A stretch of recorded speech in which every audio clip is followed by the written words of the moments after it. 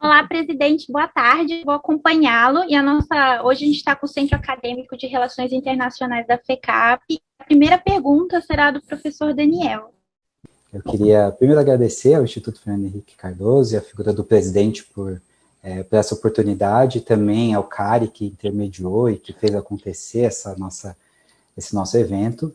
Bom, já feito os agradecimentos, a minha primeira pergunta, presidente, é sobre o fato de que a pandemia causou ao mundo uma grande desordem, e com ela a possibilidade de buscarmos novos ordenamentos. Eu queria saber do senhor, enquanto um social-democrata, qual deveria ser a agenda prática da social-democracia no Brasil para enfrentarmos esse momento de calamidade. E, além disso, no que essa agenda difere do rumo social, político e econômico que a gente tem seguido atualmente? Bom, veja, primeiro, eu dou minhas opiniões, o que não implica necessariamente que o PSDB seja de acordo. Aí é outro sistema, tem que conversar com mais gente que só comigo. Eu sempre fui partidário de que a gente tem que ver em política qual é o seu objetivo principal.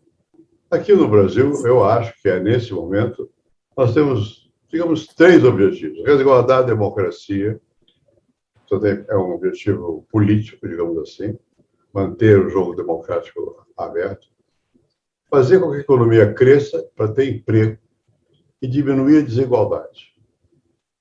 O resto pode chamar como você quiser, social-democracia, política liberal de esquerda, o que seja. Mas esses são os objetivos. Então, a eleição é um momento no qual é possível reforçar esses objetivos. Então, as conversas, a meu ver, devem ser ao redor dessas questões. Manter a democracia, eu suponho que a maioria da população, mesmo que não sabendo, vai sofrer as consequências, mas, sobretudo, os que são metidos na vida pública, da restrição democrática. Eu vivi momentos de democracia, momentos de liberdade, etc. Fui preso, conheço bem esse negócio, muito bem.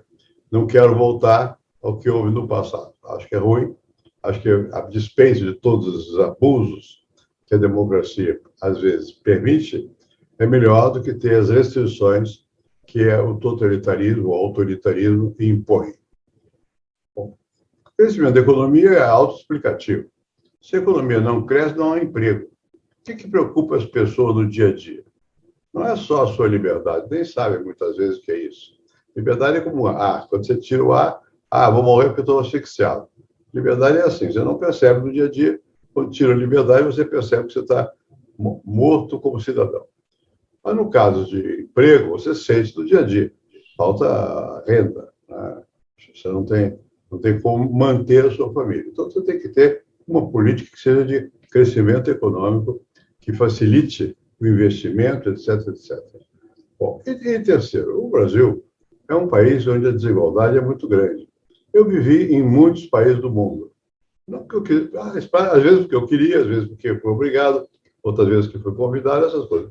Vivi nos Estados Unidos, vivi na Europa, vivi aqui, conheço a África, conheço a Ásia. Bom, a nossa desigualdade é inaceitável.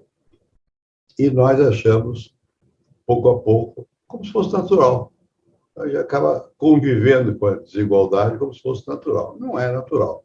Não precisa ter um grau de desigualdade do tamanho da nossa.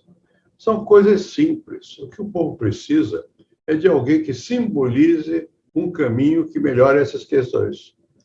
E na política, não adianta você ter ideia. Ideia você tem na universidade. Escreve livro, publica. Eu fui a vida inteira, dei aula aqui, lá fora e tal. Fui professor de universidade. É mais simples, é a relação de você com os alunos e com a vida literária. Escrever um livro, não sei o quê, debater o autor. É uma coisa diferente de política. Política você tem que ter alguém que simbolize os objetivos que você deseja. Quem é que vai simbolizar? Não sei ainda. Vamos ver. Cada eleitor, a grande vantagem da democracia representativa é que ela permite, a cada 4 anos, mudar na campanha eleitoral quem simboliza isso. Bom, isso não pode ser dado de antemão. Eu não posso dizer, eu sou caso se for com Maria. No casamento, você pode até dizer isso. Mas na vida política, não.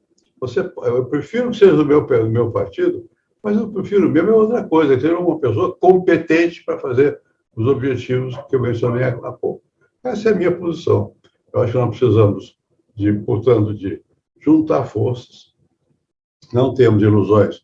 As brigas políticas, no limite, quando há uma eleição, elas implicam em grupos, tá? Visões diferentes, mesmo se as pessoas não tenham consciência, acabam resultando nisso, e é preciso juntar forças. Então, eu sou partidário de que haja alguém que expresse esses sentimentos que eu aqui falei abstratamente, concretamente. Não adianta você ter ideia. Ideia tem na universidade. Na vida pública, você tem que simbolizar um caminho e vem comigo que você vai para isso. E você segue aquela pessoa. Tem que haver uma ligação que não é só racional, é emocional também. Então, quem é capaz disso? Quem vai ser capaz disso? Eu não sei. Quem for, eu vou apoiar. É isso que eu penso. Eu acho que seria importante falar quem está aqui assistindo.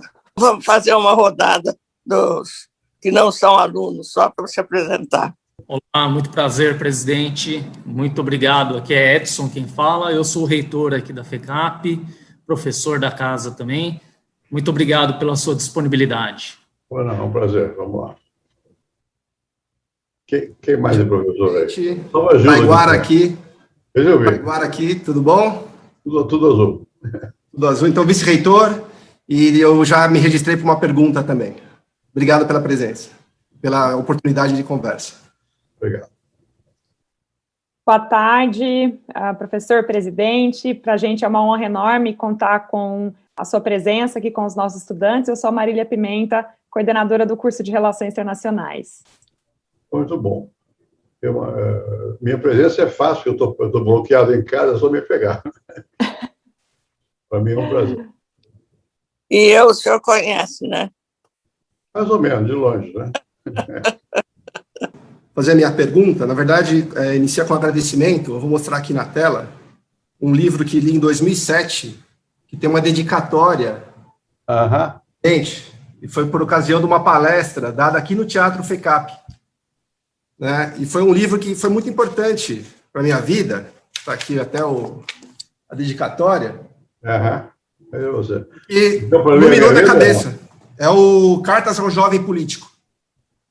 Ele tem uma linguagem muito boa, ele iluminou minha mente com relação a opções de atuação na política. Eu não atuo de forma partidária, mas eu posso me classificar como um político de associações, de conselhos profissionais, do condomínio onde eu moro, do time de futebol amador e etc. Então, há formas e formas de participar da política. Eu gostaria que o senhor fizesse alguns comentários sobre essas outras alternativas, porque muitos jovens, infelizmente, assim como eu tinha uma visão obtusa da coisa, coloca a política de lado como se fosse algo a não ser praticado por um cidadão comum. Então, eu gostaria que o senhor, se possível, fizesse alguns comentários para incentivar os nossos estudantes a ter engajamento político. Não. Na verdade, como eu devo ter dito nesse livro aí, você faz política querendo ou não querendo, como vítima da política ou como autor da política. O tempo todo, relação de poder. Política é isso, é relação de poder, né? Existe na família. Você tem o pai que manda, tem a mãe, às vezes manda a mãe, às vezes manda o pai, às vezes não manda ninguém. Tem o filho mais velho, tem a mulher, tem o homem.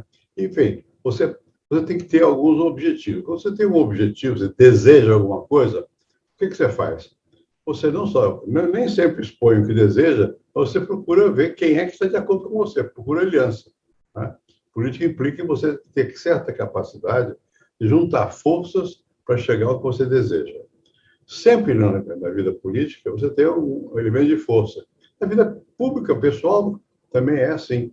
Você quer namorar alguém, tudo bem. Vai se aproximar desse alguém. Quem conhece esse alguém? Não sei o quê. Isso faz parte do jogo. Não é política propriamente dita, mas é um modo de você se relacionar, de viver. Na política, você está não só se relacionando, como você está visando alguma forma de mando, de poder. Né? Na política, tal como nós conhecemos, uma sociedade como a nossa, que é grande, dividida em classes sociais, tem partidos, tem estados, vários estados, locais, tem o município, tem o nacional, tem uma organização do poder. Você pode se dedicar a qualquer um desses níveis se quiser, ou a nenhum deles, mas numa certa altura você participa, porque vota, dependendo da idade, né? Uma certa idade você passa a poder votar. Quando vota, você escolhe. É melhor escolher sabendo o que vai fazer. Às vezes, sabendo ou não sabendo, vota. E tem peso na decisão. Então, a vida política se resume nisso, na capacidade que você tem de escolher, tomar decisões, influenciar, criar forças para poder puxar o barco para o seu lado. Né? Nós, querendo ou não querendo, a vida inteira estamos fazendo algum tipo de política. Por exemplo, vocês estão terminando um curso, sei lá o quê. Querem ter um emprego. Como é que vai ter um emprego? Tem que ter relação, não sei o quê, tem que ter um currículo. E tem que ter a capacidade de convencer o outro. O que quer dizer convencer etimologicamente? Vem do latim, convencer, vencer junto. Quer dizer, você tem que convencer, quer dizer que vencer junto. Na política, você só vence quando você convence. Quando você vence, você puxa gente junto que vai com você. Isso te dá mais força. Você avança. Não é? Então, você pouco a pouco, você vai percebendo que se formou no mundo nosso, contemporâneo, uma esfera da vida que você chama de política. Mas a política em si transcende essa esfera. Ela existe no cotidiano também. Eu tenho política na escola. Eu quero derrubar um diretor, eu quero derrubar um professor, eu gosto do professor, eu não gosto do outro. Eu tenho o Grêmio, eu vou fazer algum tipo de associação para que meus objetivos possam se realizar. Ou então, mais tarde, eu vou ter um emprego. Para eu ter emprego, eu tenho que ter um grupo de relações, eu tenho que chegar lá. Se você está na política convencional, você está num partido, ou vai querer exercer o poder direto na sua região, na sua comunidade, no seu município, no Estado ou na União, é mais complexo. Mas, no fundo, é a mesma coisa. O poder, queiramos ou não, ele pesa em todas as dimensões da vida. Né? Não é necessário que alguém seja político profissional. Isso é outra coisa. Alguém que vai se dedicar a sua vida a fazer política. Eu, por exemplo, nunca fui político nesse sentido, profissional. Eu sempre fui professor, e mesmo quando eu deixei, mesmo quando eu estava na política, eu lia. E quando eu deixei o poder, cheguei ao poder máximo aqui, presidente. Eleito, reeleito, não sei o quê, depois deixei.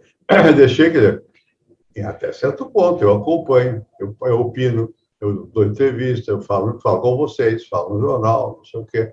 Quer dizer, de alguma maneira, você pesa no quê? Na opinião pública. O que é opinião pública? É o eco do que você pensa, disso publicamente, que leva a aumentar ou diminuir a força de algum político que está de acordo, está contra, você vai aprovar, não vai aprovar.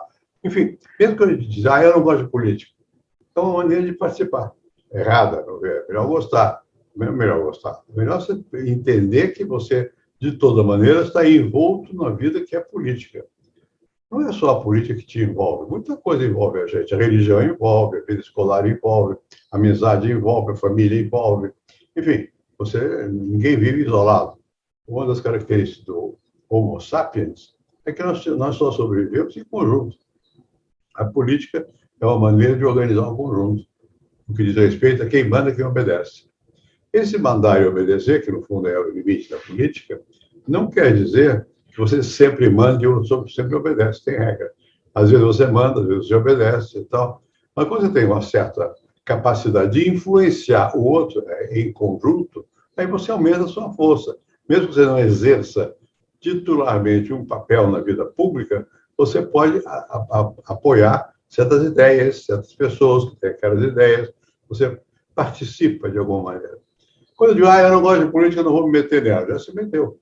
Está participando de grupos que rejeitam a política e vão ser usados pelos políticos, de qualquer maneira. Enfim, para dizer de forma simples, eu não gosto de coisa muito pedante, não. Mas dizendo de forma direta e simples, é isso. Queremos ou não, estamos envolvidos na política, é o jogo das relações entre as pessoas, da hierarquia que existe entre as pessoas, que pode ser no nível familiar, doméstico, pode ser no trabalho, pode ser no Estado, no município, pode ser na União, pode ser até internacional. Pode ter algum peso, a voz às vezes tem peso fora do Brasil. Isso tudo no seu conjunto forma uma onda que a gente chama de política. É isso. Presidente, a próxima pergunta é do Luiz Costa. Luiz, por favor. Então, a minha pergunta é mais em relação, como a gente na academia fica um pouco engessado só com a parte teórica, então gostaria de ouvir do senhor essa parte um pouco mais prática, em relação à política externa. Pensei aqui em relação ao que vem acontecendo com o governo Bolsonaro. E, óbvio, já li algumas coisas sobre o Grupo Recupero, eu sei da sua posição em relação, principalmente ao Itamaraty, tenho estudado um pouco a respeito disso, e eu queria saber, levando em consideração a teoria do Putin, né, quando a gente fala sobre o jogo de dois níveis, como que é esse cálculo que, de fato, tem que ter entre o Estado tem que fazer, tem que ser um ator interpretativo, em relação aos outros players. E acho que o exemplo mais prático para a gente entender isso, que eu queria entender de fato, é a respeito da agora que tem ocorrido com o Mercosul e a União Europeia.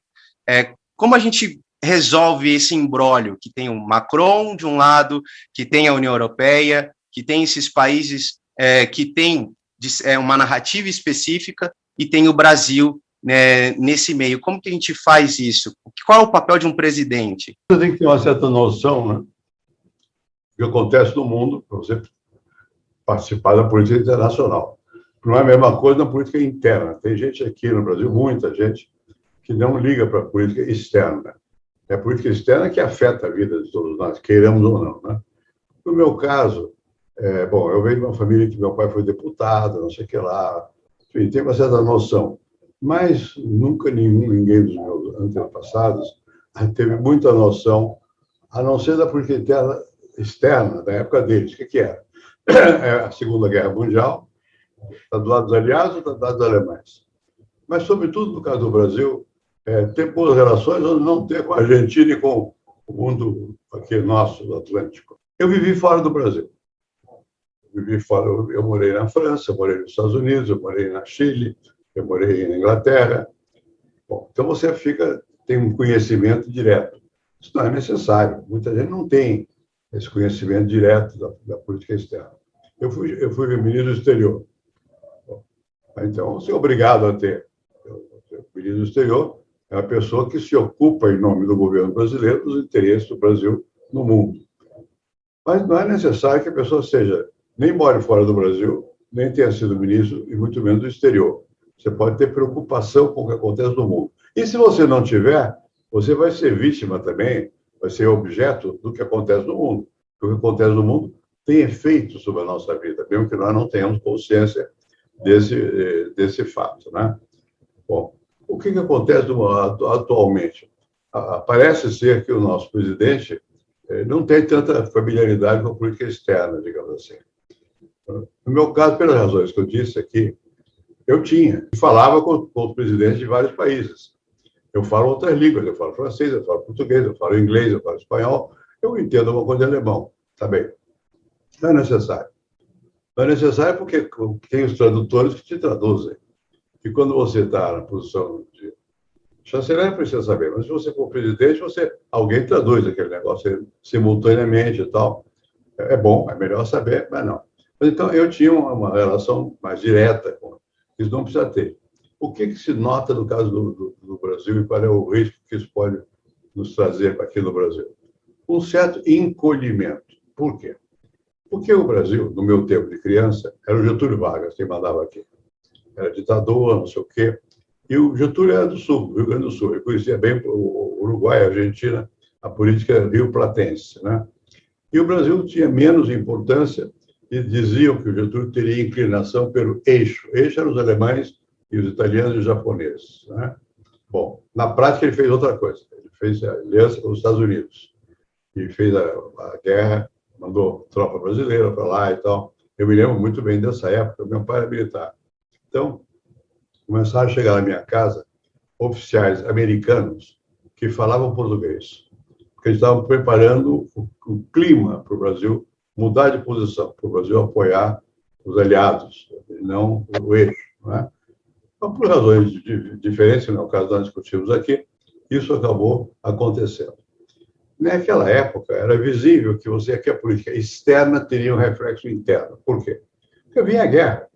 E quando vem a guerra, quando meu tempo de menino, tinha um negócio chamado curso pré-militar. E você era obrigado a saber dar tiro, era obrigado a saber onde é que estavam os esconderijos de aviação, que diziam que os aviões iam bombardear. Eu passei uma parte da guerra no Rio, então Copacabana era todo escuro, tinha o que eles chamam de blackout, para os submarinos não verem, então botava veludo nas janelas. Na verdade, nunca ouvi nenhum tiro de submarino.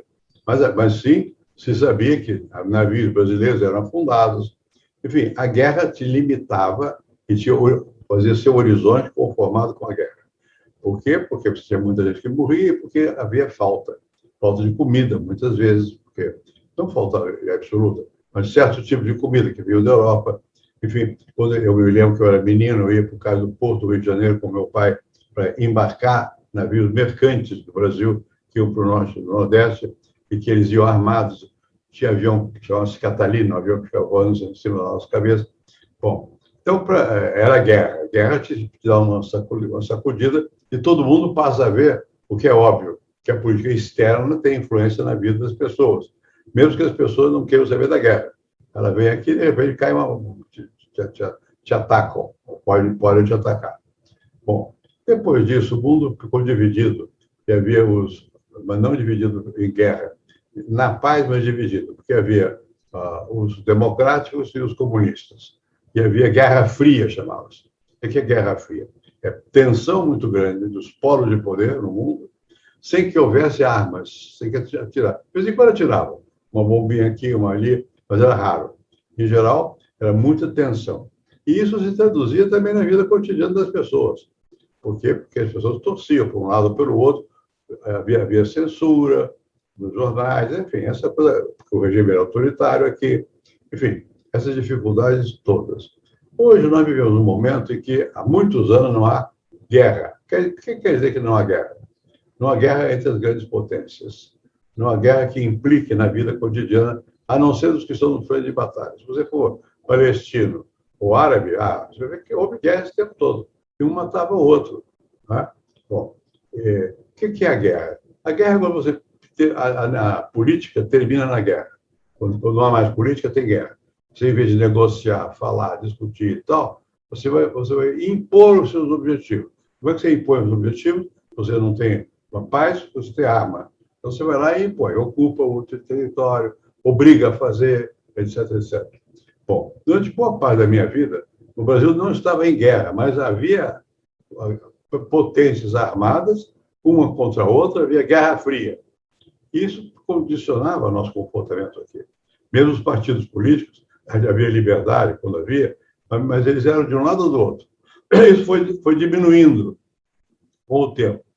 Afinal, nós temos hoje uma situação internacional, você tem um polo chinês, um polo russo, e um polo americano e um polo europeu. Simplificando. Na África é diferente, aqui na América do Sul talvez seja diferente também, mas esses são os grandes polos do mundo. Eles não vão à guerra, não foram até agora, mas eles tensionam. E, conforme o momento, as coisas são difíceis, em função disso, de que uns querem obrigar os outros a fazer alguma coisa por meios que não sejam só da escolha, seja da coação. Né? Bom, então, eu acho que política externa, no seu limite, era uma política que está baseada na força. Toda política tem um aspecto de força. A força eleitoral, no caso da democracia. No caso de política dos países, é a economia dos países ou a força militar dos países, ou às vezes são as duas coisas ao mesmo tempo. A gente nem sempre tem consciência disso, mas isso é um jogo permanente. O que faz o chanceler? Ele tenta defender os interesses tais que a República vê naquele momento, o governo vê, né, nos vários fóruns que existem no mundo. Esses fóruns, depois da Segunda Grande Guerra, fizeram a ONU, a Organização das Nações Unidas. Eu, por acaso, trabalhei na ONU. A ONU é uma negociação, um local onde estão praticamente todos os países do mundo. E onde tudo é negociado, se discute, conversa, leva muitos anos tomar uma decisão, mas se evita a guerra, se tenta evitar a guerra. E a ONU também se militarizou. Então, há tropas que são da ONU. O Brasil mesmo fornece tropas à ONU de vez em quando para poder fazer intervenções. Em nome de quê? Da preservação da paz entre povos. A África tem dois povos brigando. Você põe uma força da ONU para segurar. Quer dizer, no limite, a guerra é a continuação da política, de maneira violenta. Política é a guerra com a palavra, com a força que se junta. Quando você não tem isso, quando você entra para vou impor, aí você entra numa situação belicosa, entra numa situação de guerra. Né? Eu espero que nós não tenhamos mais a necessidade de viver uma situação desse tipo, porque ela é desagradável.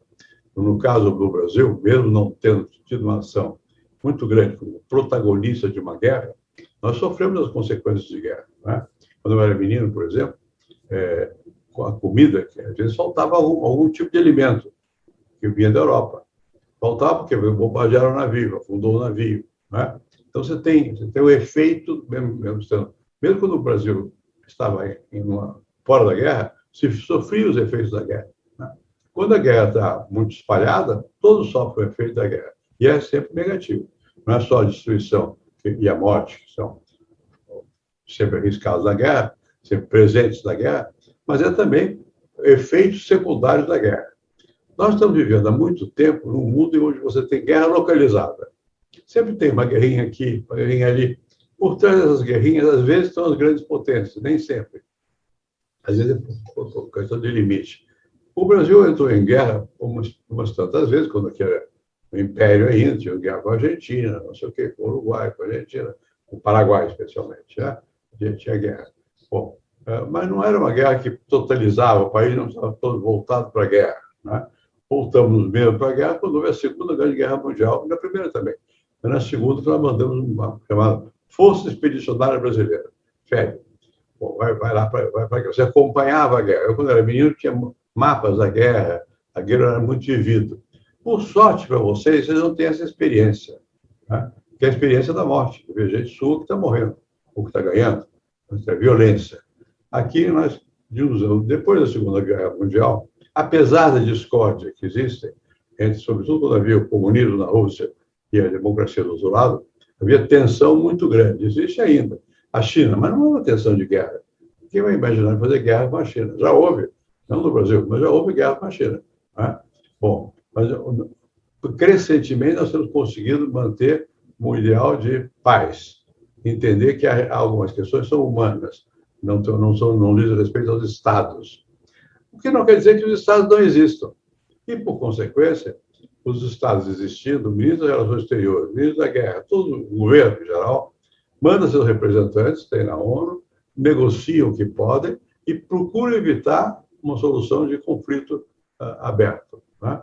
Procuram evitar o tempo todo que se chegue até ter que impor pela força. Política sempre tem um elemento que é de força, mesmo quando ele não aparece. Quando aparece a democracia, não é que não exista a força obedece à lei. Quando tem guerra, a lei é quem é mais forte, quem tem mais bomba, quem mata o outro. Né? Na democracia, você tem o que contém tudo isso. Tem tribunais, decide, pode ou não pode, tem a lei, tem a regra, a Constituição e tal. Por sorte, nós temos que vivendo há muitos anos um regime que é democrático. Né? Bom, eu acho que é muito importante preservar esse regime que é democrático. Mas, enfim, para mim, guerra é isso, quando você não consegue mais discutir de uma maneira organizada os seus interesses contra os interesses do outro, você pode tentar impor seus interesses se tiver condições. Né? Porque os países são armados, embora estejam em paz. Estão em paz, mas estão armados. Porque eles sabem que, num dado momento, pode ser que aconteça. E mesmo que não aconteça, estar armado dá uma certa prevalência. Por que os Estados Unidos têm força? Por que os russos têm força no mundo hoje? Tem força não só porque tem uma civilização avançada, que eles têm também, mas porque tem capacidade de impor. Se quiserem impor, impõem. Agora, eles quererem impor implica que quem vive lá também queira. Quando você tem um regime democrático, você não vai à guerra porque você quer. Você vai à guerra porque o povo quer a guerra também, topa a guerra, aprova. O Congresso tem que aprovar a guerra. Claro que isso é idealmente. Na realidade, o Congresso dá tiro antes do Congresso aprovar. Mas se o Congresso está contra, fica mais difícil. Né? Enfim, eu acho que é importante que você, a política externa, lida com essas questões. E normalmente as pessoas não se preocupam muito com a política externa, mas ela é decisiva. Ela, na verdade, nos momentos agudos, depende da política externa. E essa política externa, eu falei muito da guerra, ela diz respeito também aos interesses do país. Um país como o nosso, preservar a Amazônia faz parte do nosso interesse. Então, você tem que ter, a nossa política externa tem que olhar como é que os outros estão vendo a Amazônia. Preservar não quer dizer que você não vai tomar medidas necessárias, mas você toma as medidas necessárias, não é o outro quem vai tomar as medidas necessárias, né? Enfim, mas não é só isso. Você tem que ter, em certas situações, convém exportar mais café, mais automóvel, o que seja. Isso faz parte da política externa também. O Itamaraty, que é o Ministério das Relações Exteriores, não é um ministério armado. Ele usa as armas do Ministério da Guerra. Assim se chama. Ministério da Defesa hoje. Bom, mas ele discute as relações econômicas. Tem representantes do Brasil nessas relações econômicas. Isso faz parte da política externa também. E tem as relações culturais. Em geral, agora, a partir de certa época, passou a ser normal que estudantes secundários brasileiros fazem uma parte do curso mais nos Estados Unidos que na Europa, mas às vezes na Europa também, né? Em qualquer lugar. Isso é bom. Por quê? Porque você familiariza o brasileiro com o que existe a diversidade do mundo. E ao invés de você olhar o mundo como inimigo, você pode olhar o mundo como diferente, mas não é inimigo. É outra maneira de viver e tal e coisa. Enfim, crescentemente nós temos que prestar atenção que a política externa pesa na vida da gente. Mesmo quando a gente não tem consciência disso. Isso se reflete mais diretamente em alguma coisa que no Brasil todo mundo sabe, porque vê no jornal, câmbio. Qual é a relação da moeda nacional com as outras moedas? Né? Essa relação é econômica, mas ela tem consequências. Tem que estar o tempo todo olhando. Diminui o aumento das exportações, você importa mais, importa menos. Enfim, você vê que as relações que no limite são militares, elas só no limite, até lá tem muito caminho que percorrer. E nas relações externas é a mesma coisa. Você tem muito caminho a percorrer antes de chegar até dar tiro. Mas está sempre no pressuposto que pode chegar um momento que você vai dar tiro. Como está num pressuposto que você diz, bom, pode chegar um momento que eu vou fazer aliança, vou fazer um entendimento. A diplomacia procura o quê? Fazer o entendimento. Antes de chegar, tem que dar tiro. Quando tem que dar tiro, tem que entender e cai fora. Né? Mas esse é o jogo que existe na política externa. Os brasileiros, normalmente, não prestam muita atenção, como os americanos também não prestam. Porque nós tivemos poucas guerras, porque nós somos muito grandes e muito diversificados. Tem muitos problemas internos aqui, mas nem sabemos muito bem onde é que fica a fronteira do Brasil com o Peru, para dar um exemplo. Né? E, a não ser os que moram lá perto. Os outros não têm essa preocupação. Você acha que um francês não vai saber onde é que fica o limite dele com a Alemanha ou com a Espanha? Ele sabe, porque ele já foi invadido várias vezes. Aqui, por sorte, para nós, o país é grande, você se dá o luxo de poder dispensar o pensamento que a política externa é fundamental para o seu cotidiano. Ela é fundamental para o seu cotidiano, mas ela é indiretamente fundamental. Você não precisa perceber essa substância de política externa para viver. Você vive sem prestar atenção. Você se dá de barato que nós somos ocidentais, mais ou menos. Eu tinha um amigo meu francês, foi diplomata aqui, trabalhou comigo, Alain Roquet, se chama ele, que ele dizia que o Brasil é extremo ocidente. Para quem viveu no ocidente, ou seja, na Europa ou nos Estados Unidos, percebe que é isso. Nós não somos exatamente como eles são, mas o nosso modelo é mais ocidental do que oriental. Quem viveu no Oriente percebe que as diferenças. Então, vai para a China, e olha, eu gosto do Oriente, ou da Índia, por exemplo, um país mais neutro. É outro mundo, né? Enfim, a política externa das pessoas que sabem que o mundo, apesar da diversidade, é um só, uns afeta, uns mais, outros menos, e é bom prestar atenção no que acontece na política dos vários países, porque, no limite, isso pode recair sobre nós. Eu acho assim, um palpiteiro, né? Não sou especialista na matéria. Antes de dar prosseguimento com a próxima pergunta, eu queria exibir aqui para vocês rapidamente um banner do nosso projeto. Essas são as marcas que apoiam os projetos nossos e também tornam possível, ou entre outras iniciativas, essa do Diálogos com o Presidente. Então, a gente segue, né, dando prosseguimento com a pergunta da Giovana, presidente. Giovana, por favor.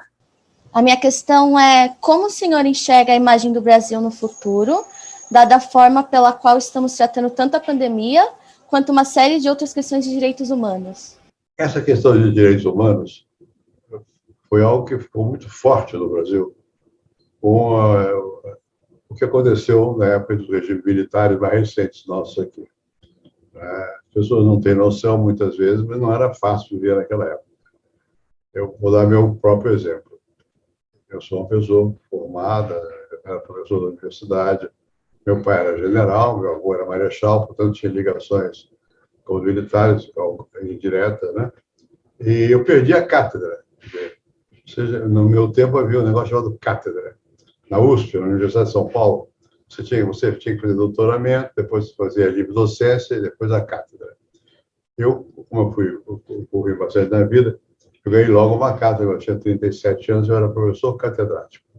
Durou pouco, porque um dia eu estou indo, peguei o carro, eu morava no Morumbi, estou indo para a universidade, e ouvi pelo rádio que eu tinha perdido meus direitos de professor.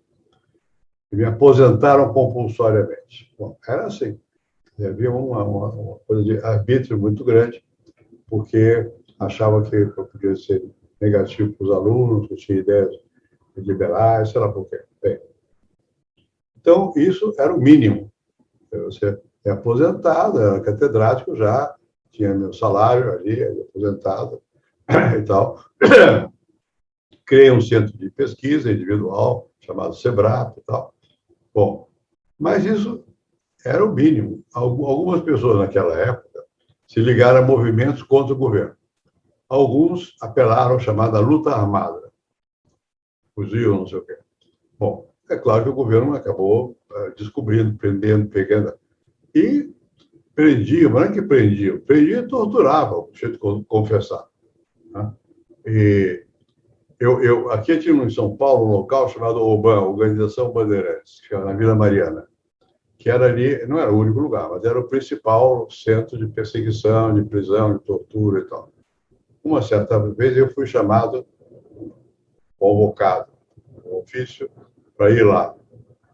Convocado legalmente para um ofício legal, na época, né? Bom, e fui. Lá, a primeira coisa que fizeram, vou botar um capuz na minha cabeça. Eu estou perdido, vão me torturar.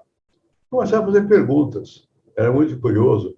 No meu caso, eles perguntavam se eu era amigo de uma pessoa chamada Roberto Campos. Roberto Campos é um economista brasileiro, cujo neto agora é presidente do Banco Central. E eu sempre achei que o Roberto Campos era um conservador. Ele tinha um horror do Roberto Campos, que achava que o Roberto Campos, ele foi diplomata, era muito americanófilo. Não sei se é verdade. Eles tinham uma fotografia, eu entrando num apartamento, num prédio do Roberto Campos, que era na Avenida São Luís. Não entendia por que aquele negócio. Depois tinha uma outra fotografia, eu no México, eu carregando a mala para uma senhora, cujo marido era, eu nem sabia, um importante líder de uma organização comunista internacional, trotskista.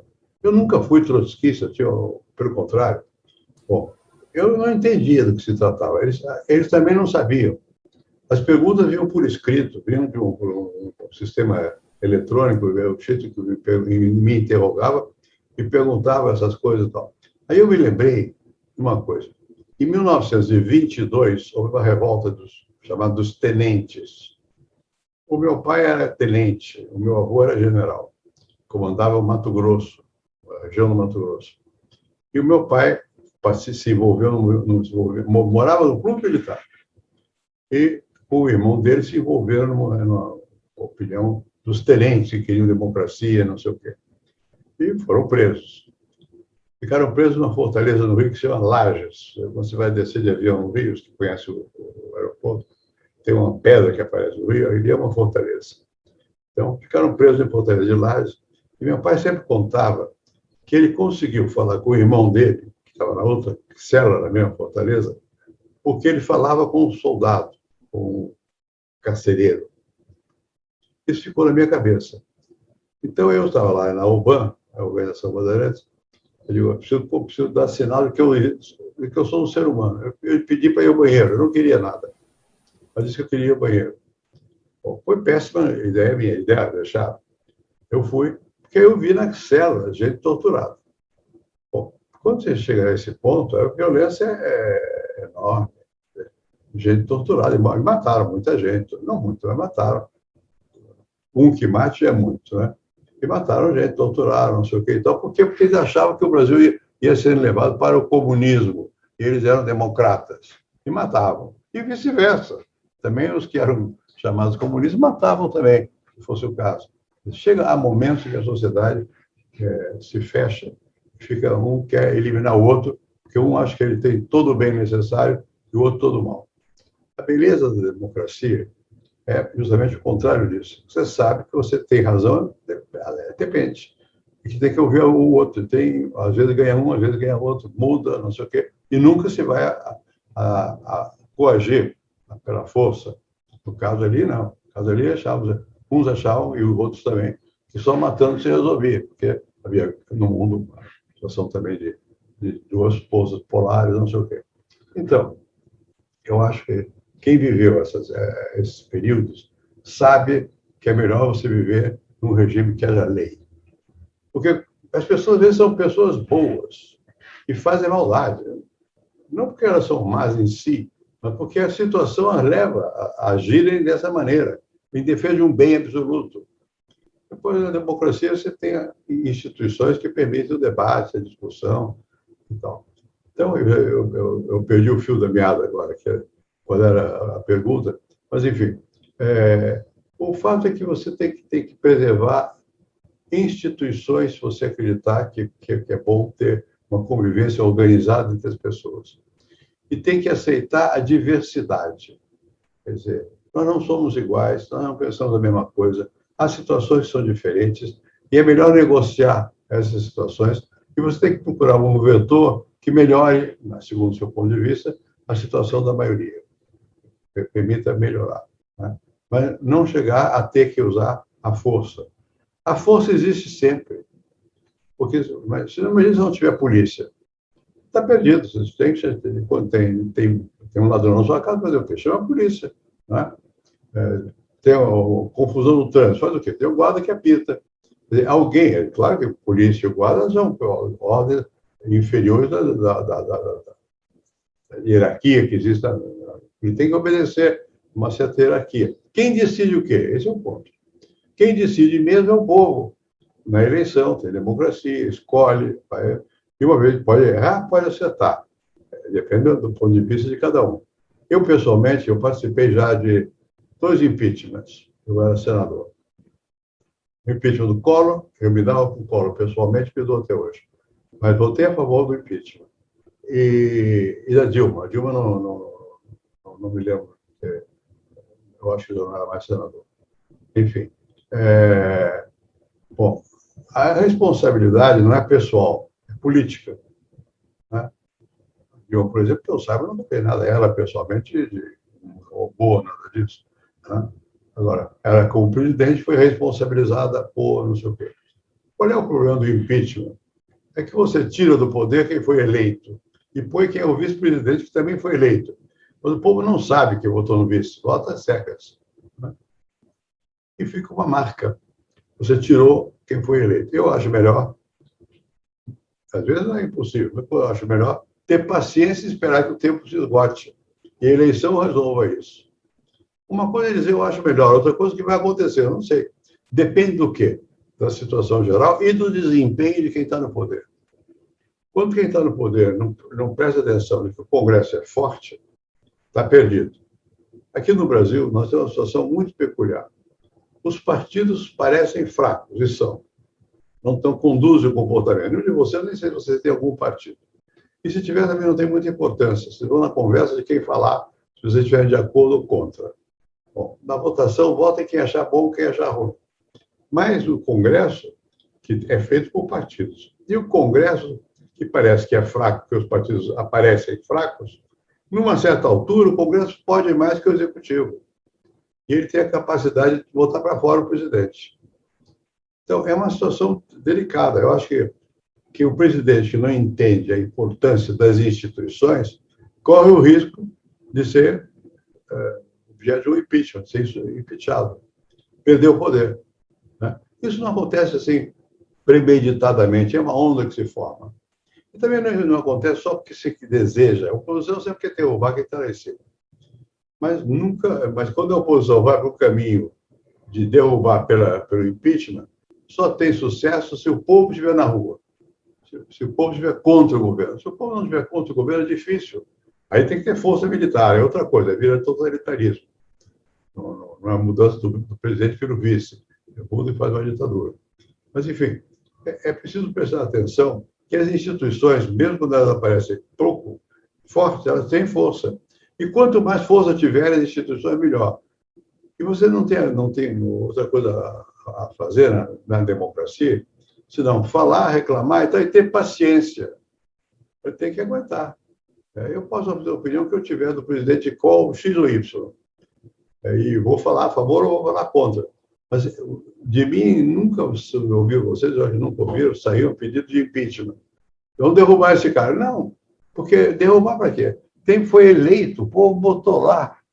Quem escolheu foi o povo errou, o problema do povo. E meu, eu acho que está errado. Mas tem que esperar, tem que ter paciência. O sistema democrático exige que as pessoas permaneçam um certo período. Depois, se for reeleito, fazer o quê? For reeleito, o povo quis. Né? Enfim, essas regras existem e acho que tem que ser seguidas, respeitadas. É melhor isso do que você ter situações como as que eu vivi aqui, em que você tem quem manda, você não escolheu, foi imposto pelas Forças Armadas, por quem seja, às vezes pelos trabalhadores, porque os trabalhadores nunca fizeram, que eu saiba aqui. Em outros países, sim. Mas pela força, você não tem limite, não tem prazo. A grande sabedoria da ordem democrática é que ela dá um limite. Enquanto você tem poder dado pela lei, você o exerce. Quando você terminou o mandato, no meu caso, eu não sou mais presidente. Vocês que eu vou pensar que sou? Eu não sou bobo. A primeira coisa que eu tenho que fazer é perceber, olha, o poder você teve, não tem mais. A influência, isso é outra coisa. Aliás, é bom saber que há uma diferença entre ter influência e ter poder. Influência é você ser capaz de fazer com que os outros acreditem naquilo que você está falando. Poder é você ter na mão, você pode botar uma lei e fazer. Você tem poder, foi constituído como presidente, você tem um poder. Você não tem influência, não, você tem poder. Influência, quem escreve jornal tem influência, quem dá aula tem influência, mas não tem poder. Agora, o poder é limitado, dura por um certo tempo. Agora, se você pensa que porque teve poder vai ter sempre, está enganado a democracia. Você tem que cuidar de você, cuidar de fazer. Terminou o período. Eu me lembro quando terminou o mandato, foi 2 vezes presidente, reeleito. Bom, terminou 8 anos, e no tempo do anterior presidente, era meu amigo, Itamar Franco, eu tinha muita força, era ministro da Fazenda, 10 anos, digamos assim, que eu tinha exercido primazia, digamos assim, no controle das coisas públicas. Quando terminou o governo, eu fui com quem era minha mulher, a Ruth, que morreu, para a Europa. Fui para a Europa por quê? Porque eu não saí daqui. Fiquei 3 meses na Europa. Eu estudei, sempre fui professor na Europa. Para mim não era difícil. Fui para a França. E quando eu voltei, mesmo lá na França, o presidente da França, eu fui uma vez ver, e quando eu cheguei, tinha um cara me esperava lá, com a polícia francesa, para me levar. Eu fui para a cidade perto de Paris, lá. Então, foi a polícia francesa cercando, apitando na estrada e tal. Quando descemos no tempo que eu ia ficar para descansar, eu chamei o cara, que era o comandante, e falei que eu não quero mais ver vocês. Mas nós temos ordem, o presidente mandou. Para quê? Você cumpra as suas ordens, mas longe de mim, por favor. Por quê? Para você aprender que você é gente. Então, muitas vezes em Paris, eu tinha um automóvel de um amigo meu que deixou um automóvel para mim lá, brasileiro, mas deixou lá. Bom, eu andava de metrô. Claro que eu não precisava andar de metrô. Por que eu andava de metrô? Para eu me convencer que não é mais presidente. E é interessante você encontrar outros brasileiros, às vezes sul-americanos que te conhecem e tal, olham e ficam suspeitos. Não acredito que seja você. Custa crer que é você. E não fiz isso por generosidade, não. Fiz para me educar. Não sou mais presidente. Vou andar como um ser normal. Não é fácil. Você tem que se reeducar para você. Quando você é presidente, você não abre porta. Tem um jeito que abre sua porta.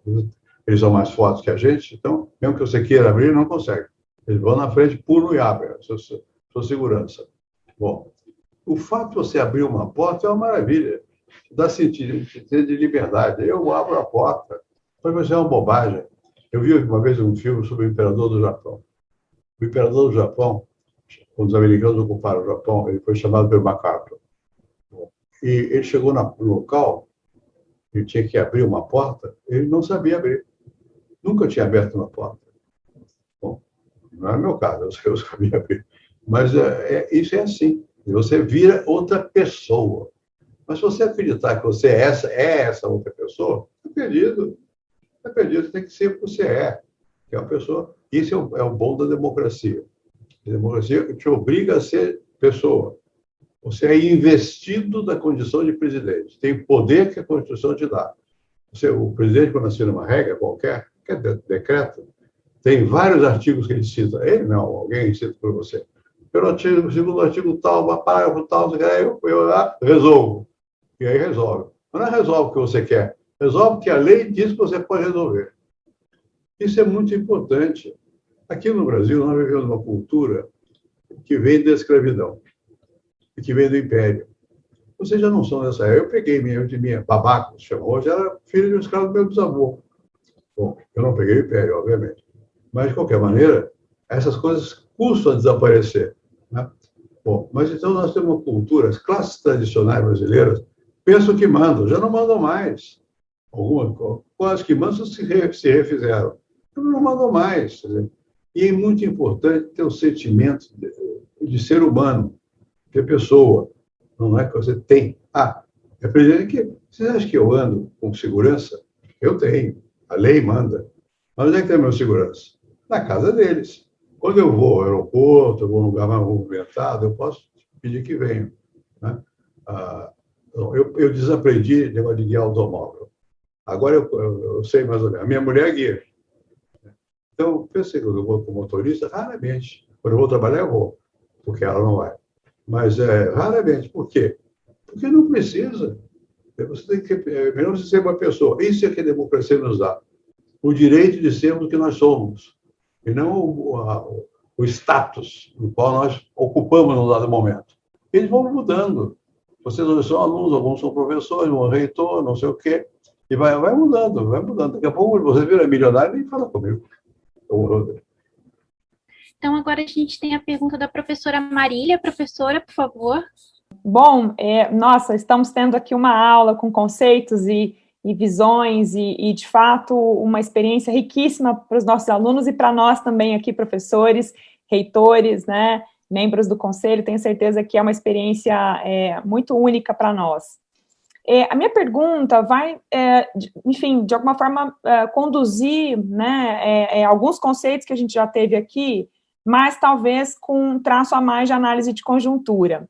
Então, você comentou sobre a política, né, que se dá no plano prático, mas também se dá no plano simbólico. A política, ela também é simbólica, né? E o Brasil, desde, enfim, Rio Branco, né, de todas as manifestações para o plano internacional, sempre teve manifestações de forma pacífica, de forma a conduzir boas relações com seus países vizinhos do Sul, com os países do Norte, com os países europeus e assim por diante. E mais contemporaneamente, década de 90, né, sobretudo, com Celso Laffer, né, conduzindo o Ministério das Relações Exteriores, como nosso chanceler, nós tivemos muitos logros, né? Por exemplo, a quebra das patentes dos coquetéis de AIDS, isso foi um marco internacional de saúde global, saímos na frente, fizemos aí uma revolução, na verdade, no campo da saúde global. Fizemos também lutamos em muitos litígios dentro da Organização Mundial do Comércio, com o Canadá, por exemplo, na questão da Bombardier, da Embraer, na questão da laranja com os Estados Unidos, do algodão, e fomos muito bem sucedidos na nossa capacidade de negociar, então no campo prático, mas ao mesmo tempo, em todas essas esteiras de negociação, nós conseguimos mostrar para o mundo os nossos valores, o valor da democracia, o valor de um país pacífico, né, de um país desenvolvimentista, e de alguma forma que trazia uma inspiração para a América do Sul.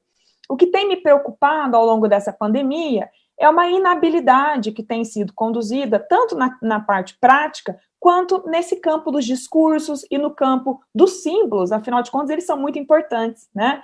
Enfim, já estive em Nova York, participei de conferências na ONU, junto com diplomatas amigos meus, e uma das coisas que mais os inspiram, né, no dia a dia da atividade diplomática, que não é uma inspiração financeira, né, talvez já tenha sido, hoje eles têm enfrentado dificuldades aí em regiões caras do mundo, e eles têm sentido falta de mais inspiração no trabalho do dia a dia. Então, eu queria ouvir do senhor quais serão os principais desafios do Brasil após a pandemia, tanto no seu ponto de vista prático, quanto simbólico, no que se refere à política externa. Bom, você começou por uma afirmação com a qual eu concordo plenamente. Boa parte do que se faz vira símbolo. A política requer simbologia. Sem dúvida. O símbolo do país é o presidente da República. Ele queira ou não queira, a palavra dele tem peso. Ou não tem, depende de como ele se atue. Né? Mas não é só o presidente, todo mundo tem peso. Você falou do Celso Lafra. O Celso é meu amigo há muitos anos. O Celso é uma pessoa que sabe dessas coisas. Né? Ele sabe, o tio dele foi ministro da Fazenda, o Horácio Lafra. O Celso é uma pessoa que sabe que o símbolo pesa. Né? Ele sucedeu o Lampreia, que era o embaixador, também sabia. Eu não quero falar dos atuais, mas dá a sensação que essa dimensão simbólica desapareceu da cena brasileira. Né? Não é fácil. Quando você exerce uma função, ministro do exterior, ou presidente da República, ou coisa desse tipo, você tem que prestar atenção, porque além do que você diz, o que você é, o jeito que você atua, simboliza. Né? Como é que você se relaciona com os outros e com os outros países também. Né? O Brasil chegou a ter alguma importância. Vocês mencionaram alguns temas importantes. Quebra de patentes, por exemplo. Foi um lado importante. Ele foi não só o ministro do exterior, como o José Serra, que era ministro da Fazenda, da Saúde, né? Que não era nem médico, mas ele tinha noção da importância simbólica e efetiva do Brasil. Né?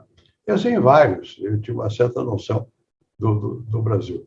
Eu acho que, infelizmente, não sei se é infelizmente, é momento, né?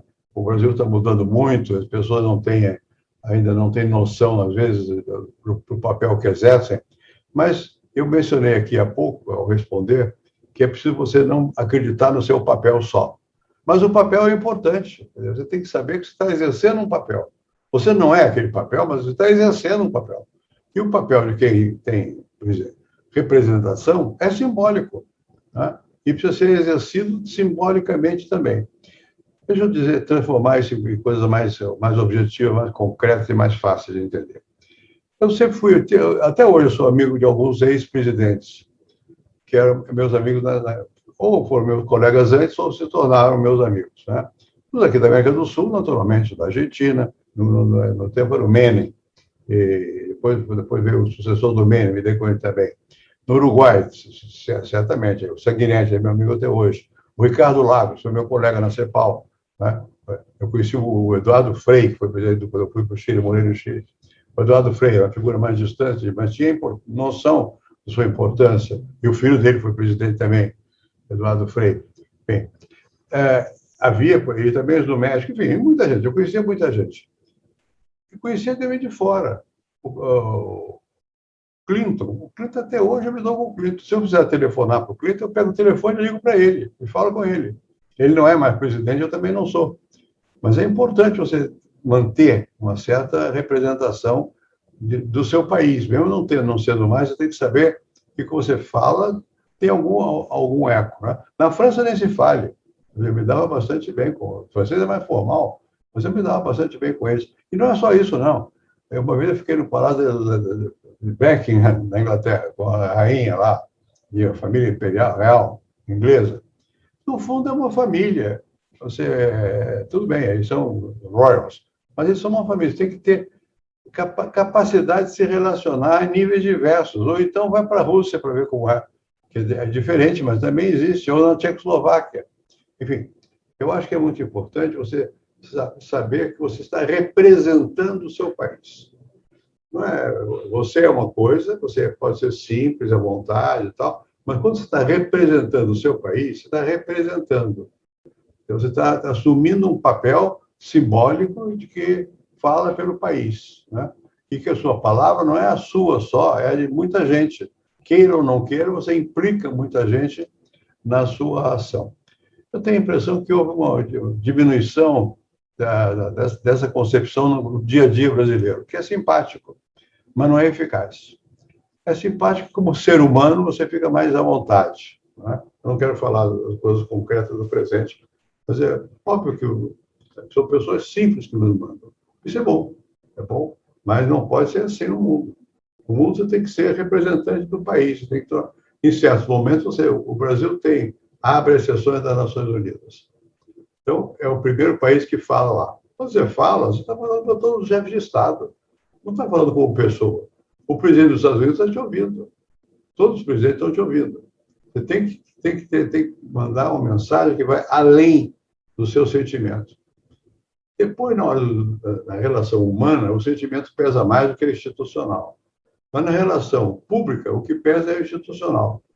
Então, eu acho que esse equilíbrio, você entender que você representa e, ao mesmo tempo, é complicado.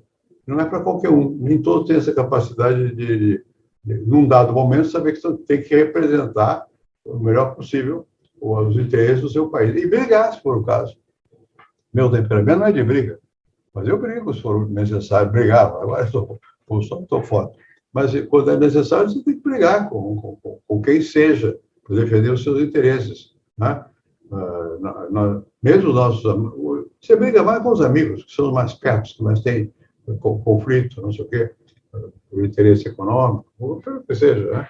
Mas essa duplicidade é que não é fácil na vida pública. Você, ao mesmo tempo, tem que simbolizar e ser. Se você acreditar que você é o que simboliza, é complicado. Você vai deixar de simbolizar. Você vai ficar como você é. Agora, se você for ter o tempo todo o jeitão que você não vai simbolizar bem. Não vai. O primeiro presidente que eu conheci do Brasil foi o Getúlio Vargas. Conheci, pode dizer. Conheci, vi, conversei e tal. O Getúlio era distante, conhecia. Mas jogava golfe. Um esporte ser esquisito, um esporte nobre, né? E falava porque ele falava todo dia pelo rádio Hora do Brasil.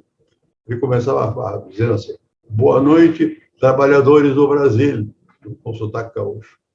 Se dirigia aos trabalhadores. Na verdade, ele se dirigia ao povo, ele fazia um discurso formal, difícil, né? Não era para quem não o entendesse, né? Ele sempre teve a noção de que ele era chefe do Estado. E, ao mesmo tempo, era líder populista, diziam. Mas ele não era populista no sentido de que falasse do jeito do povo, ele falava do jeito dele. Bom, eu acho que cada um é de um jeito, você tem gente que fala do jeito do povo. Eu conheci bastante o Jânio Quadros. Conheci antes, como presidente, e depois. Ele era uma pessoa curiosa. E sempre teve aquele jeito de falar, esquisito, né? Agora, ele sabia representar. Quando era presidente, ele representava. Como pessoa, ele gostava de tomar umas cachaçinhas e tal. E não era desagradável na conversa, né? E assim são vários. Eu conheci o general Dutra. O Dutra, ele era ministro da guerra, meu pai trabalhava com ele, e todo dia ele passava lá em casa para pegar meu pai. Sempre foi seco, sempre foi distante, simples. Sim, um Mato-Grossense. Foi aos Estados Unidos, aqui no Brasil, dizia no jornal: How do you do, Truman? Era o Truman. How do you do, Truman? Em vez de how do you do? Então, eu ia imitar o caipirada dele. Mas ele sabia, era general, sabia representar o Brasil. Eu acho que é necessário você ter, ao mesmo tempo, a capacidade de, quando você está exercendo a função, de exercê-la, portanto, dizer, não é você, é simbólico, e, ao mesmo tempo, quando há situações que você não pode ser símbolo, você não está perdido, você deixa de ser humano, você fica um chato. Tá? E tem que ter essa capacidade. Nem todos têm. O povo não sabe. O povo, quando vota em alguém, vota porque gostou. Quando gostou, não da pessoa, não viu. Gostou da representação. Depois é que ele vai descobrir como é que é a pessoa. Né? Ou às vezes ele descobre, mas gosta daquele jeitão. Mas aí vai mal, porque a pessoa tem que ter essa capacidade de, ao mesmo tempo, de ter, se for capaz de ser normal, saber que o presidente não é qualquer um. Ele é o presidente do... Deixa eu dar um exemplo de fora. Uma vez eu estava em Praga é a capital da Tchecoslováquia, e o Clinton estava lá. Era uma reunião. E ele me telefonou. Ele disse, vamos a tal... Eu queria ir a uma espécie de bar, não era bem boate, mas era uma coisa assim. Eu fui com ele. Bom, quando ele chegou, eu estava notando, todo mundo percebeu que tinha alguém, que tinha uma aura ali. Não sei se sabiam que era o Clinton mesmo. Fiquei difícil perceber que o presidente dos Estados Unidos está tomando um drink. É estranho. Mas percebia-se que ele tinha uma aura. Ele tinha magnitude. Atraía o magnetismo, atraía os outros. Né? Bom, vou dar um outro exemplo. O Mitterrand. O Mitterrand, uma vez eu ia a São Paulo, eu conheci pouco o Mitterrand. Conheci na França, conheci na rua, numa manifestação. Ele veio a São Paulo, o governador era o Montoro. Eu era senador, e fui convidado para ir ao jantar. De repente, o Mitterrand me diz em francês, qu'est-ce que c'est que ça? Era uma pessoa que queria que ele desse uma entrevista na televisão. Na França, nenhum repórter de televisão chega na casa do presidente com um aparelho para falar. Lá tem distância e tal. Ele levou um susto. Ele era formal. Mas quando ele ia falar, ele sabia falar, ele sabia... falava a moda dos franceses. Os franceses nunca fazem um discurso como eu faço, como o presidente Bolsonaro faz, mais pessoal. Não. Eles fazem o discurso de chefe de Estado. É a tradição francesa. Né? Cada país tem a sua cultura. E tal. Eu me lembro do Putin, não sei se você conhece. Eu passei uma semana lá no Kremlin com o Putin. O Putin era visto com preocupação. Quem sabia muito bem que era o Putin. Então. Ele pessoalmente é formal, mas ele não é desagradável. E ele permite você conversar com uma certa liberdade com ele. Com uma certa altura, nós tínhamos que falar na televisão. Ele muda para falar na televisão. Tudo nós mudamos. Uma coisa é você conversar assim, outra coisa é você... O Putin sabe que ele é chefe de um Estado importante no mundo. E sabe que tem os Estados Unidos que é o outro lado. Ele está falando, está pensando em tudo isso ao mesmo tempo. Né? Quer dizer, ele tem que desaparecer até certo ponto. Quando ele está representando o seu sentimento como pessoa do que ele representa como chefe de Estado. Isso no Brasil não é bem compreendido, porque as pessoas vão pensar que é hipocrisia. Não é hipocrisia. É que você tem mais de um status, chama sociologuês, na vida. Você tem funções diferentes. Você está dando aula, você é uma coisa. Você sai com o aluno tomar um café, um chopp, o que seja, já a pessoa aparece mais que na aula. Na aula, você quer saber se ele explicou direito ou não explicou direito, é bom professor, tem uma voz compreensível, é forte, não sei o quê. Quando você está conversando, tem que ser uma pessoa mais à vontade. Né? É a mesma coisa na vida pública. As pessoas têm que ter esta capacidade. Você vota na pessoa olhando, pensando que ela é capaz de representar, não só de ser.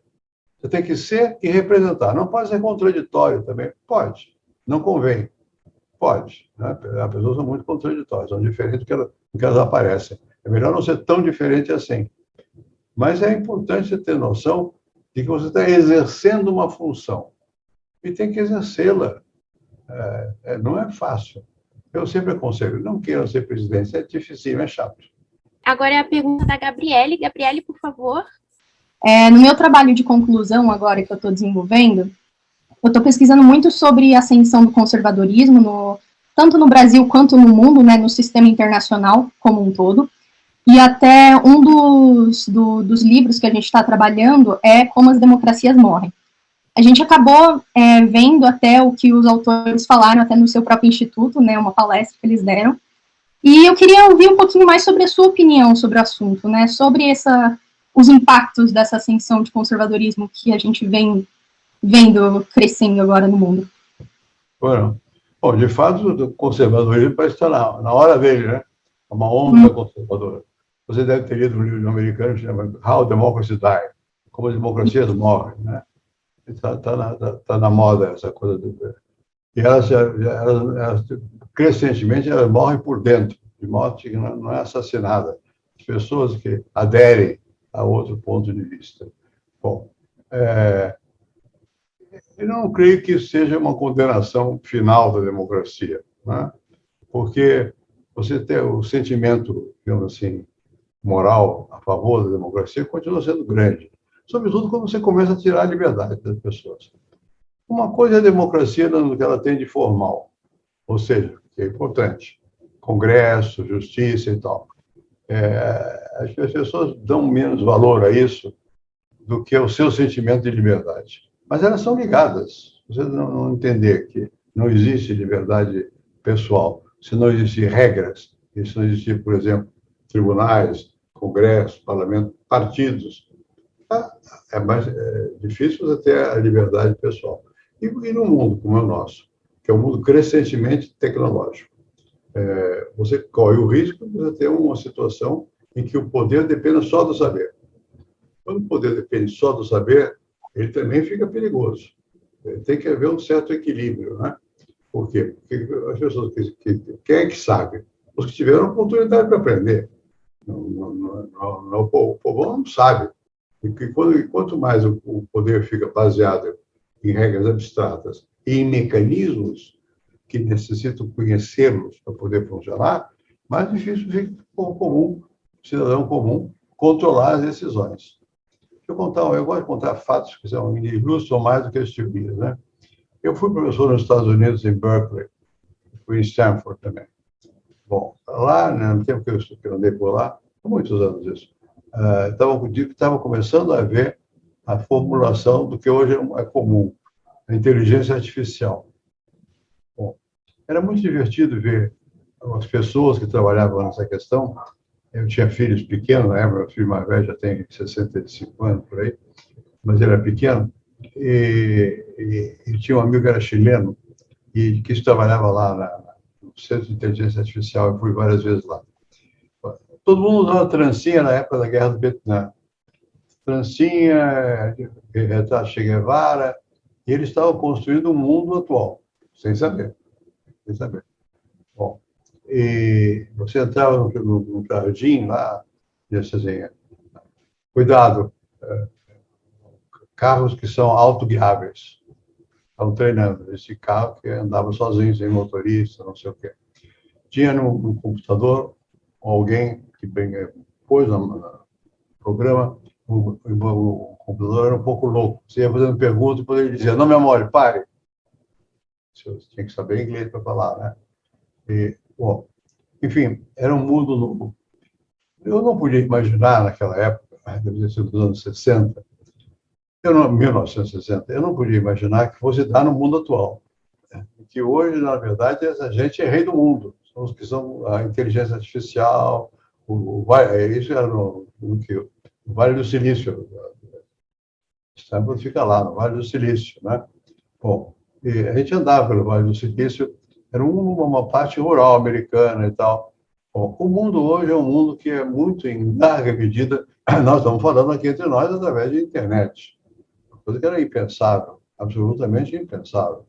Bom, até eu estudei na França, morava na França, eu queria falar com a minha família, eu ia para o PTT, Poste Telefonique Telegraphique, na França, ficava esperando horas para pegar a ligação. E quando pegava a ligação, para vocês fazerem entender, era difícil. E era telefone já. A minha mulher era de Araraquara. Eu morava no Chile nos anos 60. Do Chile para Araraquara era um inferno, falar por rádio amador, porque pelo telefone não podia, não tinha linha. Era pelo rádio amador. Quer dizer, o mundo mudou.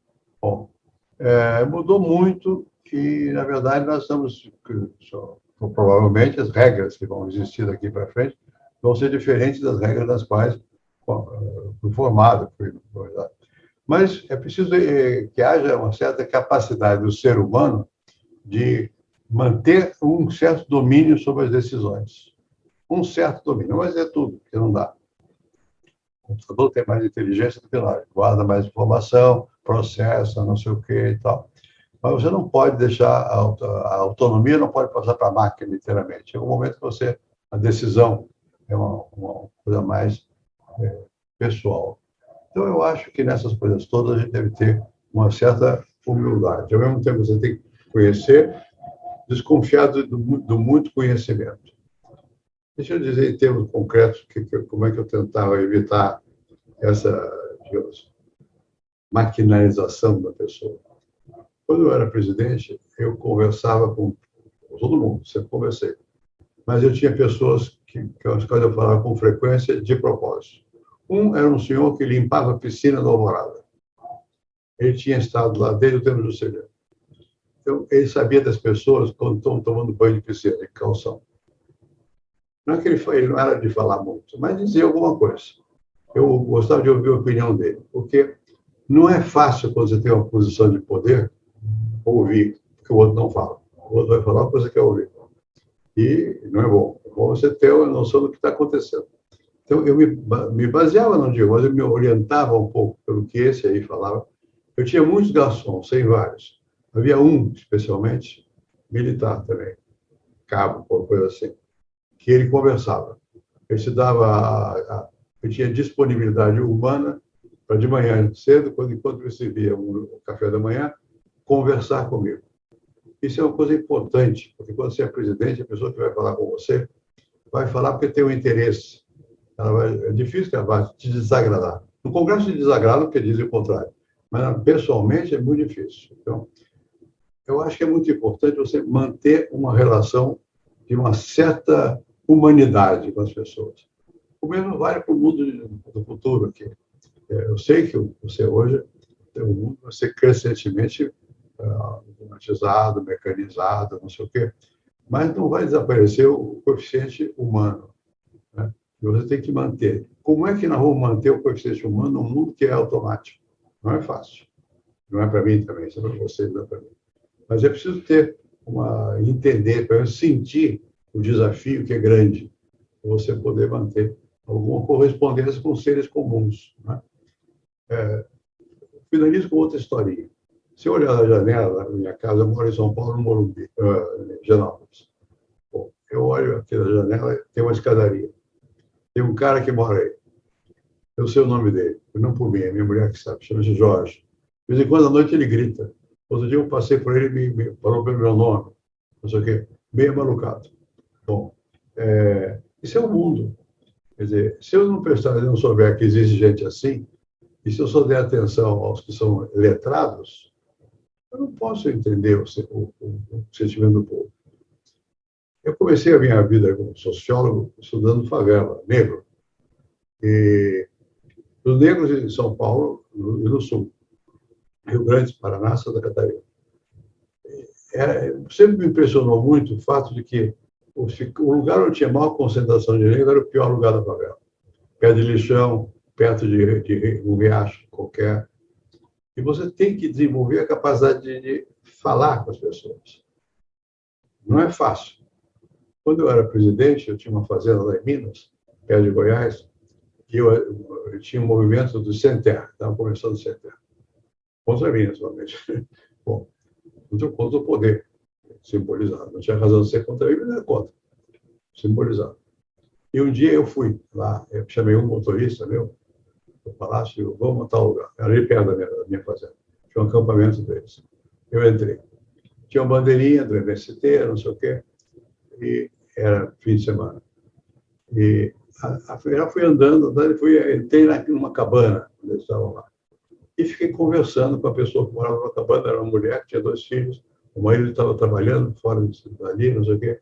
Bom, eles não descobriram que eu era presidente da República. Bom, quando eu saí de lá, eu voltei para o lugar que eu estava, aí começaram o zoom, começaram a descobrir. Bom, porque você tem que conversar como pessoa e não como presidente.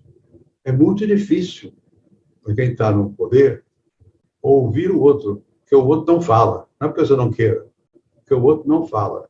Você tem que ter a capacidade. Eu fui sociólogo, então eu sabia, eu falava com favela, negro, umbanda, estudei muito umbanda, macumba, essas coisas. Então, você tem que entender, tem que ter. Você, para liderar um país como o Brasil, que é um país diverso e tal, você não pode ser de um local. Talvez a maior deficiência que tem o nosso presidente atual é que ele é muito carioca, paulista, mas ele é muito carioca. Eu nasci no Rio, mas eu não sou paulista nem carioca, eu sou brasileiro. E mais, eu tenho muita noção do mundo. É muito difícil. Você tem que saber. Eu procurava, quando eu era presidente, não por demagogia, buscar relações com o estado em que eu estava. Por sorte, a minha família é grande, tinha relações em várias partes e tal. Eles não acreditavam muito, não. Porque não acham possível que alguém que é presidente tenha relação. Talvez o atual tenha mais facilidade do que eu nessa matéria. Ele veio com função menos relevante. Enfim, mas é necessário. Você tem que sentir o outro. Como você sente o outro, você não se põe no lugar do outro? Não é fácil se pôr no lugar do outro. Eu não vou ser mentiroso, não vou dizer que eu me ponho no lugar do Jorge, que está aqui, eu não consigo. Né?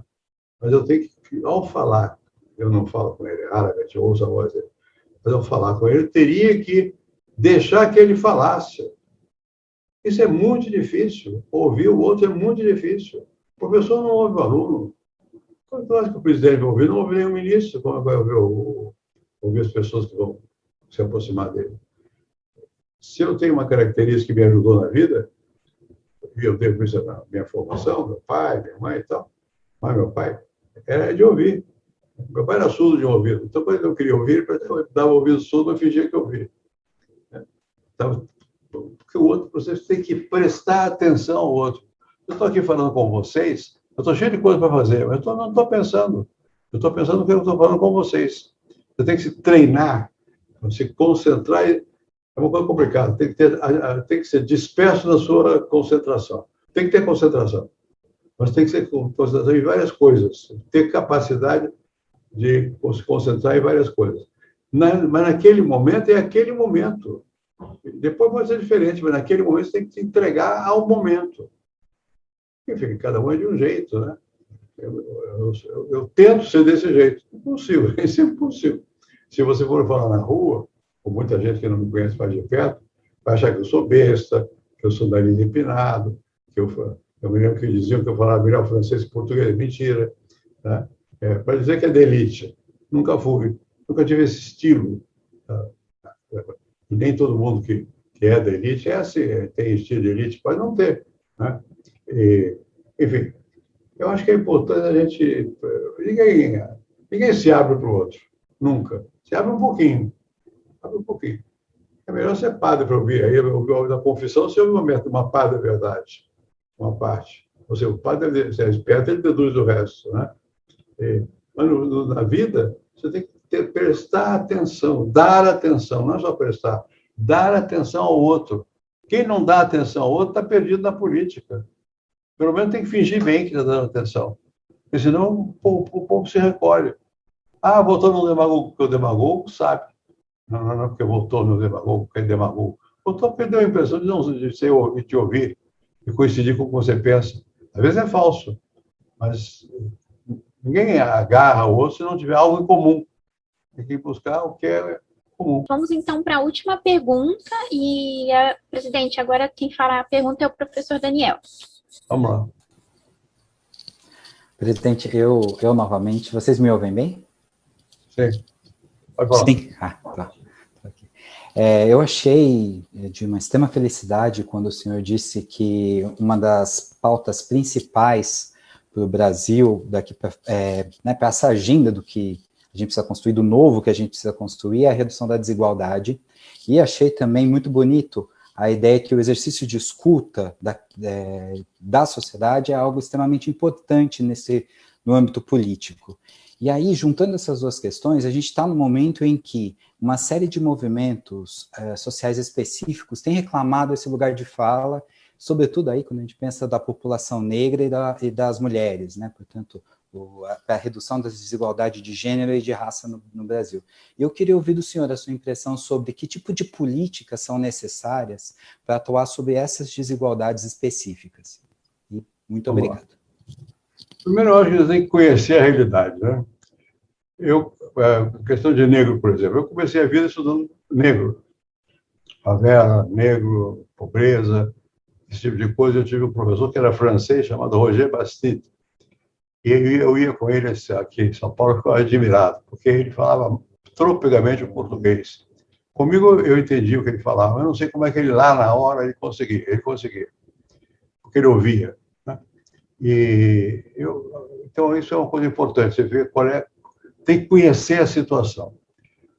Eu fui forçado, posso assim dizer, a conhecer a situação, porque o professor estudava isso, sociologia prática, estudava Umbanda, estudava a religião negra, a vida do negro, você vê a diferença, e você aprender implica em você reconhecer a diferença. Quando é tudo igual, você não aprende nada. Você tem que aprender de mesmo na matemática, tem que aprender a desigualdade, senão você não entende, né? Bom, na sociedade, mais ainda, você tem que entender a desigualdade. E não é aprender no sentido de que você sabe teoricamente, tem que viver a situação, né? Eu me lembro uma vez, eu era candidato à presidência, alguma coisa assim, e eu estava em Alagoas, a minha avó materna é de Alagoas, e o Teotônio Vilela, que é senador, foi meu aparentado meu, e eu digo, Teotônio, eu vou entrar a cavalo nesse lugar aí. Ele ficou assustado, você vai cair do cavalo? Não vou cair, eu sei andar a cavalo. E eu entrei a cavalo. Por que eu andei a cavalo?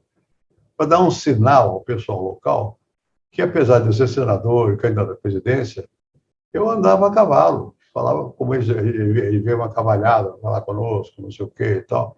Quer dizer, é importante você ter, compreender, não é entender só, não. É ter simpatia pelo. Se você não tem, não vai entender, né? Tem que penetrar, tem que deixar penetrar. Bom, e no caso do Brasil, não entender o preconceito, a existência do negro, é não entender nada. Porque eu nunca vou esquecer, uma vez eu estava no Rio Grande do Sul, em Porto Alegre, e num baile de negros. O clube chamava-se Floresta Aurora. É um nome estranho. E eu sei a razão, porque eu descobri uma revista, eu tenho até hoje, em algum lugar, uma revistinha, uma publicação de negros, em tempo da escravidão ainda, que se chamava-se Floresta Aurora. Por que o nome não sei. E o clube era Floresta Aurora. E tinha um clube de natação, de remo, chamado Marcílio Dias. Bom, por que eu conto isso? No Floresta Aurora, eu tinha uma mulata bonita que era professora primária. Eu estava conversando com ela e ela disse, pois é, veja só, eu vou ter que casar com um desses daqui. Um desses daqui eram pessoas mais broncas do que ela. Mas o preconceito era de tal natureza que nenhuma pessoa de educação maior que a dela ia aceitá-la por causa da cor. E ela era bonita. Mas mesmo assim, para casar era difícil. E depois desse clube que chama-se Marcílio Dias, clube de negro de regata, eu fui estudar por que os negros têm um clube de regata. Porque branco não deixava negro remar. Naquela época era assim. Não faz tantos anos isso. O remo, não é por causa do remo, não, por causa da água. Na piscina não entrava negro. Ou seja, é uma coisa curiosa, psicanalítica, eu não sei explicar. Tem uma certa coisa assim. Enfim, você nascer nessa condição de negro e pobre não é brincadeira. Você tem que, não adianta você saber teoricamente, tem que sentir como é que é a vida, que é assim. Com mulher é a mesma coisa, com uma diferença. Eu tenho mais dificuldade de sentir, porque eu não sou mulher. Mas a discriminação é imensa. É imensa. Hoje talvez seja menor a discriminação. É curioso, porque nas famílias antigas, a mulher mandava muito em casa. Eu me lembro que a minha avó e a irmã dela, as duas eram casadas. Meu avô era marechal e o meu tio-avô era general, que foi ministro da guerra. Bom, quando se juntavam as duas, era uma loucura. As duas mandavam muito, mas no âmbito da família. E claro que elas sabiam o que estava acontecendo lá fora, e falavam sobre o que estava acontecendo lá fora. Mas se chegasse algum visitante, elas não participavam. Isso mudou. Quer dizer, as mulheres estão se impondo crescentemente. É fácil para os homens? Não é fácil. Vai ter que aceitar. Não tem jeito. Eu já não tenho mais sensibilidade para ser homem ou mulher, não tenho. Já para mim já no meu, é competente ou não é competente. Mas eu entendo a dificuldade que existe para aceitar a igualdade. Igualdade não é um dado da natureza, é construído, porque nós vemos séculos fazendo diferenças de raça, de gênero, de riqueza, de tudo. Tudo é diferente. Você aceitar a ideia de igualdade é fácil, abstratamente. Agora, viver de uma maneira condizente com você aceitar a ideia é mais difícil. E não é uma coisa que você faça porque quer. Você tem que ir ganhando essa dimensão de poder fazer assim. Eu sempre fiquei muito impressionado com meu pai. Meu pai era general e era deputado, a uma certa altura. E era advogado. Bom, meu pai era muito igualitário. Chocava nós. Não chocava, porque ele era igualitário. Como é que ele ficou? Não sei. Pelo pai, talvez, pela avó, não sei. Ficou. Era igualitário. Numa época em que as diferenças eram muito marcantes entre homem e mulher, para não falar de branco e preto, era um mundo à parte. Né? Aqui em São Paulo, eu era do Rio, aqui em São Paulo já foi um pouco diferente, porque aqui é mais misturado. E os imigrantes ficaram ricos. Né? Então, a relação se inverteu de alguma maneira. Né? E você vai para o Rio, vai para a Bahia, não é assim. E hoje, não sei como é hoje. Não sei se choca até hoje. Primeira vez que eu fui à Bahia, eu fui com a minha mulher e mais uns amigos nossos, e eram nórdicos, eram suecos, coisa que eu vale. Vi uma moça muito nossa, Ingrid, muito bonita, chamava atenção na rua. Em São Paulo, não, mas na Bahia chamava, e contrastava com o jeito de ser. Então, a gente tem que entender e tem que lutar contra si mesmo. A tendência não é de aceitar, não. A tendência é de cada macaco no seu galho. Só que aqui não tem jeito, o galho não dá para todos, muito macaco diferente vai para o mesmo galho, não tem, é assim. Então você tem que crescentemente ser assim. Eu sempre me impressionei com os Estados Unidos, porque tem preconceito lá mais que aqui, mas tem a reivindicação contra o preconceito, por parte dos que sofrem preconceito. Tá? Primeira vez que eu fui para os Estados Unidos, ainda tinha nos ônibus lugar para negro, lugar para branco. Era separado. Isso acabou. Acabou com muita luta, com muito sacrifício, com morte, com opção de coisa. O nosso jeito talvez seja mais complicado, porque aqui você disfarça, finge que não, finge que é tudo igual. Mas não é. Então, como é que você transforma isso que parece ser em ser? É uma coisa que não vai demorar algum tempo, porque parece ser. E não é. Tem que lutar para poder ser. E tem que lutar. A expressão que eu estou usando é forte, tem que lutar. Porque eu me lembro no Congresso, quando eu fui para o Congresso, havia poucas mulheres, agora tem mais. E senador, então, era raríssimo ter mulher. Raríssimo. E não era fácil. Depois a gente descobre que são iguais. Queira ou não queira, precisa do voto da mulher. Agora, mais ainda, o contingente cresceu. Né? Não havia trabalhadores quase no Congresso. A primeira vez que eu fui lá, mas não tinha. Hoje tem. Né? Na época do meu pai, não tinha. Quem quer trabalhador? 1, 2, 3, no máximo, para simbolizar a existência de classe trabalhadora. Né? Bom, isso é. Eu acho que, enfim, por isso que eu sou tão favorável à democracia e à liberdade. Porque leva algum tempo, mas com a luta, com algum tempo, nós vamos acabando por nos mudar, nos transformar. Não é uma coisa simples você se transformar num ser que aceita o outro. Ou outro, qualquer que ele seja. Qualquer que ele seja. Né?